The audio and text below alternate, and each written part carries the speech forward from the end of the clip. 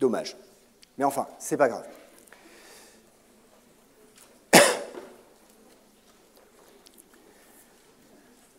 Ce que l'on a construit, là, la pile qui a été construite au départ, on appelle ça en fait une cellule électrochimique.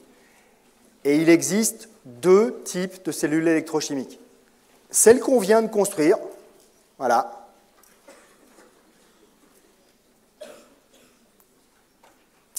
où on a donc nos deux électrodes, anode, cathode, le conducteur électrique et les électrolytes.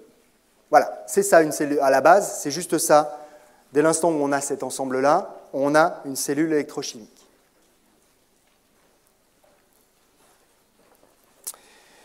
Les électrolytes en question, c'est ceux qu'on a vus jusqu'à présent, c'est en général des liquides. Mais pas seulement. Vous vous rappelez probablement, enfin j'espère en tout cas, quand on a fait la partie sur les états de la matière, je vous ai dit que des solutions, on pouvait aussi en avoir à l'état solide. D'accord ? Eh bien, des solutions électrolytiques, des conducteurs ioniques, on peut aussi en avoir donc à l'état solide. Donc c'est vrai que souvent, en tout cas toutes les constructions simples qu'on vous proposera, la partie électrolyte sera constituée plutôt d'une solution avec des ions à l'intérieur, mais ce n'est pas une obligation du tout. Dans le monde industriel, dans le monde dans lequel nous vivons, la plupart du temps, ces électrolytes sont solides. Vous avez tous un portable sur vous, d'accord ? Que ce soit un ordinateur ou que ce soit un téléphone. Eh bien, les batteries qui sont à l'intérieur, l'électrolyte qui se trouve dans la batterie est très probablement, j'en suis même quasiment sûr, un solide, une solution solide, en général polymérique, d'accord ? Polymère avec des ions à l'intérieur. Les ions en question étant souvent du lithium, c'est pour ça que vous verrez sur la description de votre ordinateur, de la batterie de votre ordinateur, de votre téléphone, poly et li, polymère, lithium. Donc c'est bien un solide qui se trouve à l'intérieur.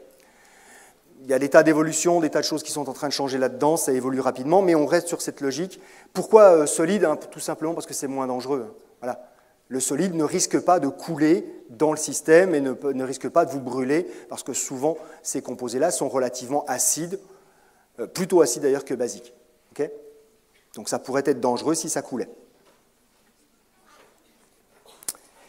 Si le système est construit tel qu'il est là, avec simplement donc, un conducteur électrique, il y a la petite ampoule là juste pour montrer qu'il y a du courant qui passe, hein.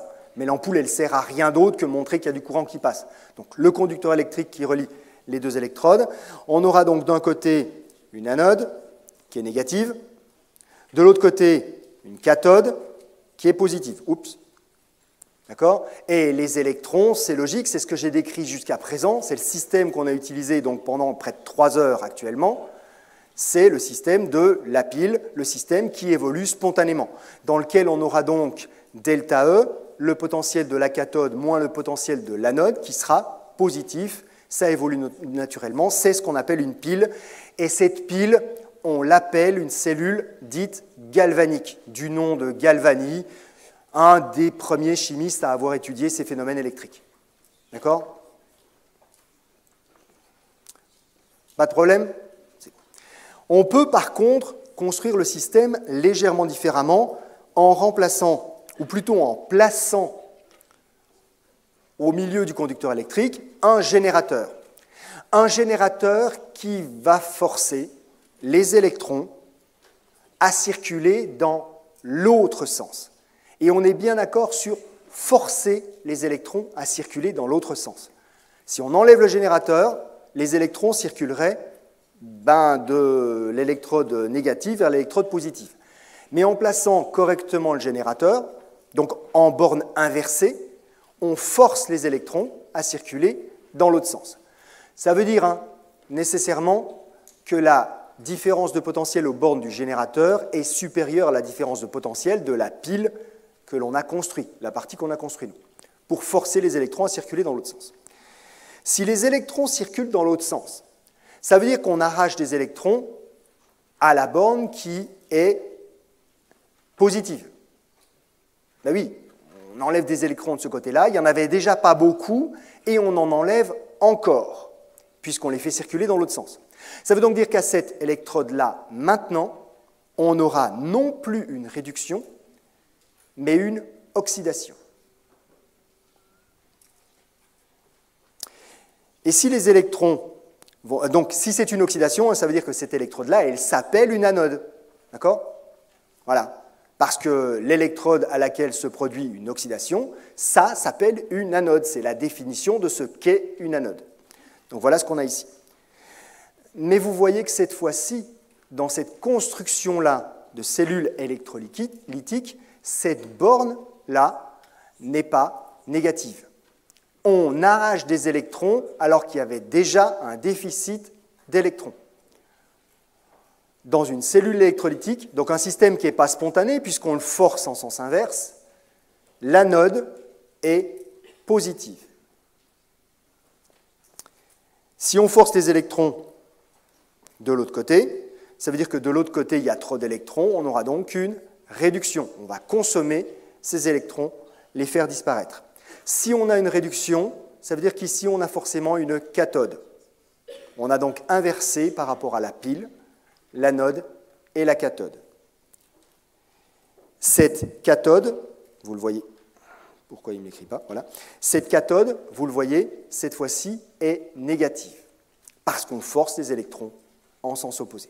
Le système que vous avez là, c'est le système de recharge de vos piles rechargeables, de la batterie de votre voiture, etc. etc.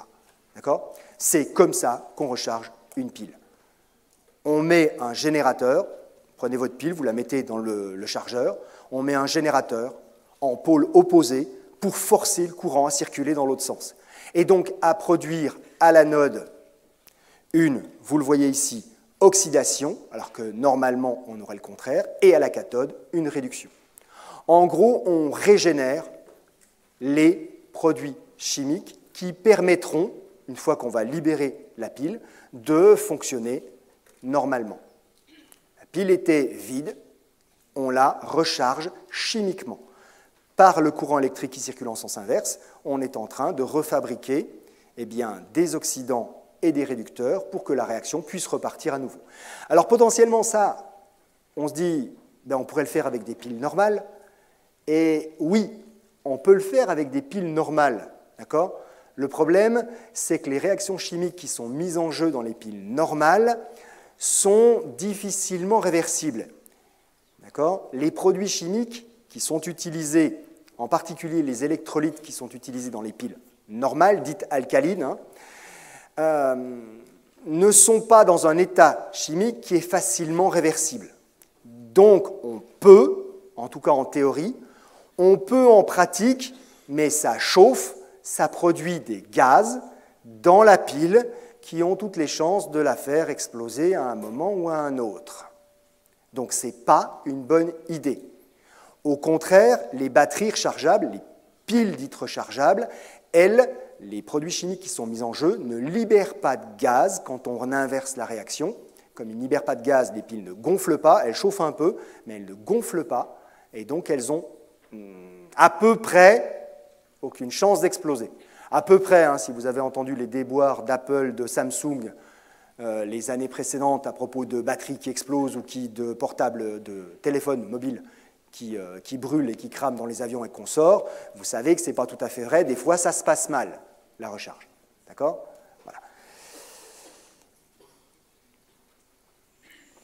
Ces cellules, et d'une manière générale, les processus électrolytiques, si on doit à chaque fois, pour les décrire, faire le dessin que vous avez sous les yeux, ça va vite être un peu compliqué et un peu lourd. On a donc un mode de notation très simplifié, qui consiste simplement à écrire une petite phrase, si vous regardez, qui décrit en une phrase la totalité du dessin qui se trouve au-dessus. Simplement, il faut le comprendre. Vous l'avez peut-être déjà vu, ça décrit les différentes parties et les jonctions qui se trouvent entre les différentes parties, les unes après les autres. On démarre systématiquement du côté de l'anode.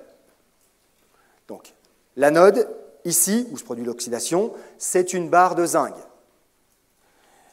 On passe ensuite par la solution ou les solutions. L'anode de zinc est en contact ici avec une solution de sulfate de zinc à tant de mol par litre. Donc on en précise la concentration. La double barre qui est au milieu veut dire que, attention, on a une jonction, un pont salin, une membrane ou n'importe quoi d'autre qui sépare cette première solution d'une deuxième solution. Ici, la solution de sulfate de cuivre. Il n'y a pas nécessairement plusieurs solutions. D'accord ? Il peut n'y en avoir qu'une seule. Ce n'est pas une obligation. Il peut aussi y en avoir plus de deux. C'est tout à fait envisageable. Okay ? Donc ici, on en a deux, séparés par un pont salin. Une membrane, c'est la double barre. Alors la simple barre qu'il y avait au début, elle veut dire quoi? Qu'on a une interface entre les deux. Un changement de milieu, un changement de phase. On avait un solide, on est passé dans une solution. Donc la simple barre, c'est un changement d'interface, enfin une interface, changement de milieu. La double barre, le pont salin. Notre solution, les deux solutions ne sont pas forcément à la même concentration, ça pourrait être éventuellement le cas. Et puis, au bout, on termine par la cathode, la réduction. On part donc de l'anode, on va jusqu'à la cathode en distinguant les différents milieux. Vous voyez qu'ici n'est pas représenté le conducteur électrique entre les deux électrodes. Mais il n'y en a pas besoin. Une fois qu'on a la cathode d'un côté, l'anode de l'autre, on sait, en tout cas vous le savez maintenant autant que moi, qu'entre les deux, on a un conducteur électrique pour effectivement fermer le système. Ce qu'on a donc décrit ici, c'est la pile en question, pour laquelle on a d'ores et déjà tous les éléments pour écrire la loi de Nernst correspondante et donc calculer la différence de potentiel de cette pile telle qu'elle est décrite. Vous avez tous les réactifs qui sont présents ici. Donc, les couples d'oxydoréduction de chaque côté, puisque vous avez les couples d'oxydoréduction, vous pouvez établir la loi de Nernst correspondante et donc faire le calcul. Il y a tout ce qu'il faut à l'intérieur. On a quand même encore un petit souci avec ça. C'est que la seule chose que l'on ait réussi à mesurer pour l'instant, ce sont des différences de potentiel. Ça veut donc dire que chaque fois qu'on voudra essayer d'estimer le potentiel d'un système par rapport à un autre, il faudra faire deux piles, d'accord ? Les mettre l'un en présence de l'autre. Ça pourrait être pratique d'avoir juste un mode de fonctionnement qui nous dit ce bout-là a tel potentiel, avoir effectivement un potentiel d'électrode. Mais le potentiel d'électrode, on ne peut pas l'obtenir.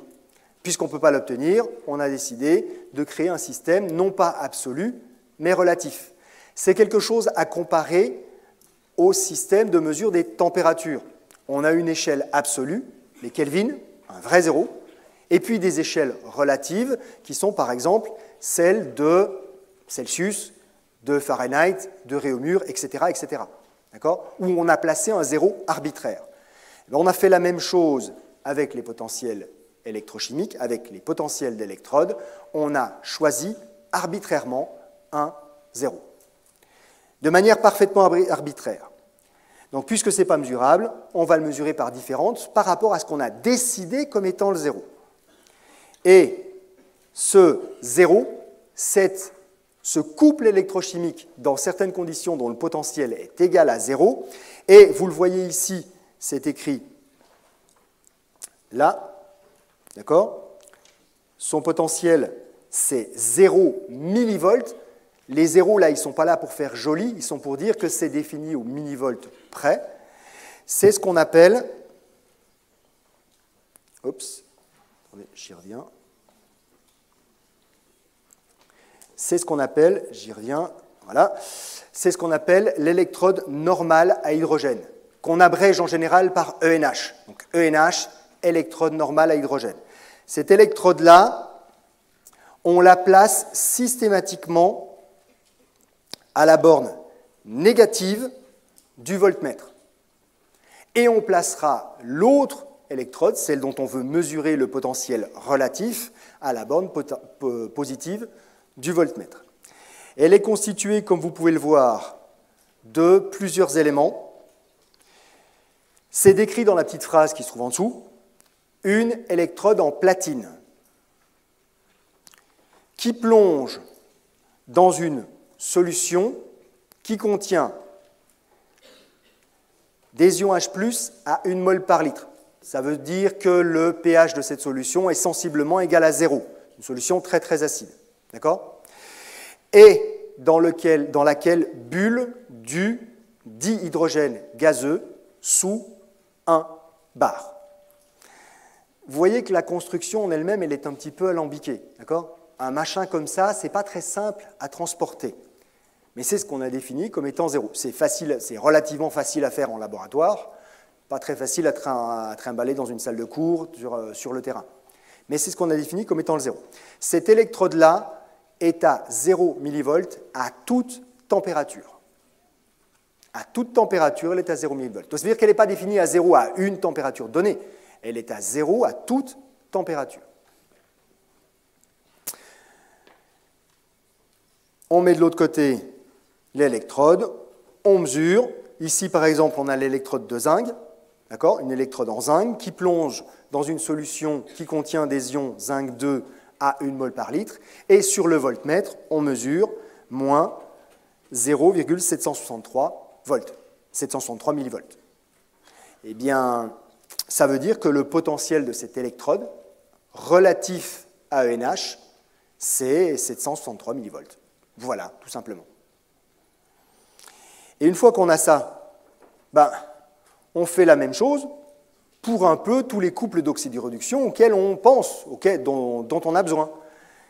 On stocke ça dans d'immenses tables de valeurs, des gros bouquins qui font quelquefois plusieurs dizaines, plusieurs centaines de pages. D'accord ? En ayant mesuré, alors évidemment, ce n'est pas vous qui l'avez fait, ce sont des chimistes qui ont fait ça pendant des années, d'accord, une carrière quelquefois, de mesurer les différences de potentiel de tous les couples qui leur sont tombés sous la main. Vous voyez qu'il y en a certains dont le potentiel est plus grand que notre électrode de référence. C'est-à-dire qu'on l'a branché au pôle positif et effectivement, on a mesuré une valeur positive. Mais vous voyez, et donc cela, ça veut tout simplement dire que la forme oxydée est plus oxydante que l'ion H+. Voilà ce que ça veut dire. Donc effectivement, on avait bien l'oxydation à la bonne borde. Parfait. Et puis tous ceux dont le potentiel est inférieur, donc est négatif, c'est qu'en fait le système fonctionne en sens inverse. Il ne fonctionne pas dans le sens qui était prévu. On n'a pas branché l'anode à la bonne borne et on n'a pas branché la cathode à la bonne borne. Mais on n'inverse pas. On en déduit simplement que la forme réduite, cette fois-ci du couple d'oxydoréduction qui nous intéresse, est plus réductrice que H2. Et on garde ces valeurs-là. Parce que tout ce qu'on voulait, c'était une échelle pour placer respectivement les uns par rapport aux autres les couples d'oxydoréduction. Ceux qui sont positifs sont tout simplement plus oxydants que le couple de référence. Ceux qui sont négatifs sont tout simplement plus réducteurs que ce couple de référence. C'est tout. Et tout ce qu'on voulait, c'est qu'ils soient gradués les uns par rapport aux autres. D'accord ? Alors là, il y a juste une toute petite présentation, un tout petit nombre de couples d'oxydoréduction, mais comme je vous l'ai dit, il y en a des dizaines, des centaines qui ont été présentés. Vous avez toutefois ici les deux bornes, les deux plus éloignées, avec le difluor et le lithium à l'autre bout. D'accord ? Donc le difluor, un des composés les plus oxydants, et le lithium, le composé le plus réducteur.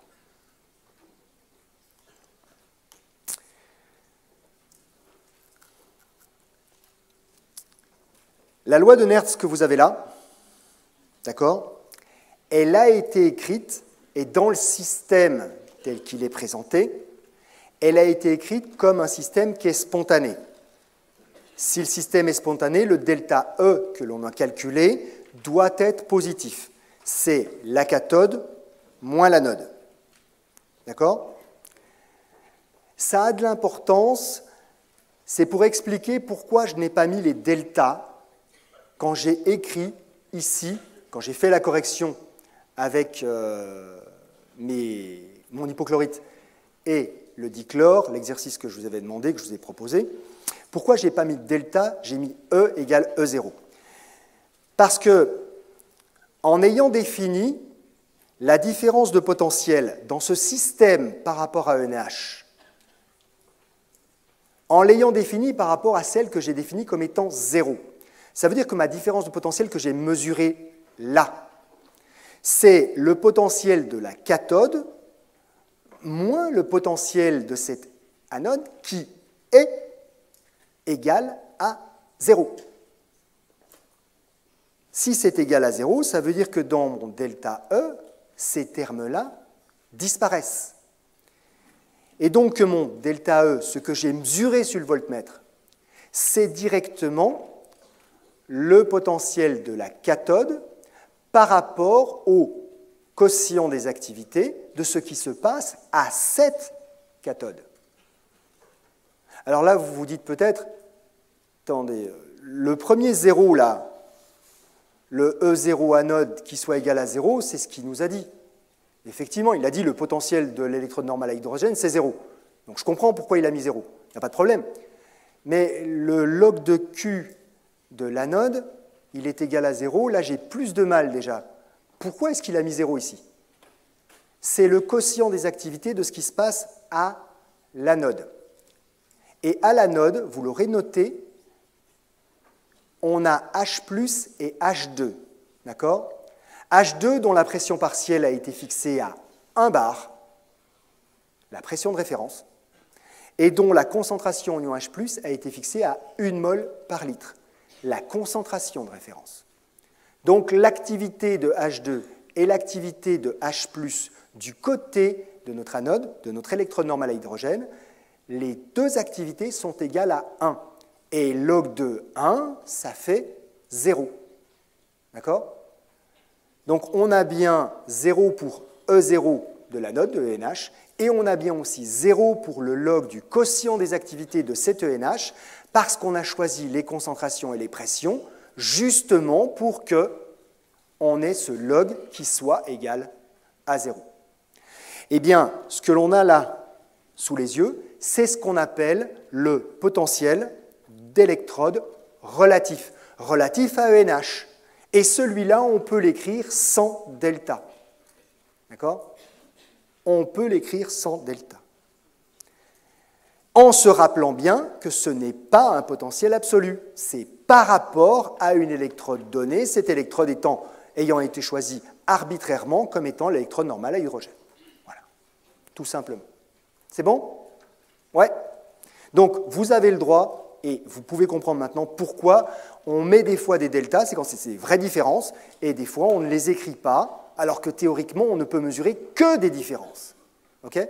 C'est une convention d'écriture, on se permet de ne pas le mettre dans ce cas-là.